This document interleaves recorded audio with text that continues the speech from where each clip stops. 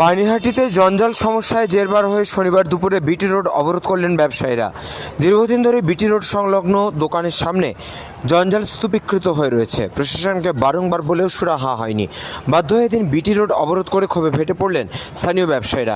ঘটনাস্থলে খড়দা থানা পুলিশ এসে অবরোধ তুলে দেয় এবং যান চলাচল নিয়ন্ত্রণে আনে। বলরাম বসুর রিপোর্ট, চ্যানেল 24/7। এই যে গার্বেজ দীর্ঘদিনের সমস্যা, 1 বছরের ওপরে আমি কমপ্লেনের পর কমপ্লেন করে যাচ্ছি। এর আগেও আপনাদের মিডিয়াতে এটা নিয়ে দেখানো হয়েছিল, কিন্তু কোনো সলিউশন নেই, উল্টো বেড়েই যাচ্ছে। এখানে সকালবেলা এসে রোজই এখানে ময়লা ফেলবে, আর বলতে গেলে ওদের সাথে আমার রোজ ঝগড়া লেগে যাচ্ছে। একটা ব্যবসা টোটালি বন্ধ, একটা কাস্টমার ঢুকছে না 7-8 মাস ধরে। এখানে প্রশাসনের অ্যানাউন্সমেন্টের পরে আমরা জায়গা ছেড়ে ছোট করে দিয়েছি, নিজের জায়গায় ব্যবসা করছি, কোনো ফুটপাতেও ব্যবসা করি না। দেখুন অবস্থা, একটা ব্যবসা এখানে কিচ্ছু করা যাচ্ছে না, কোনো একটা কাস্টমার ঢুকছে না।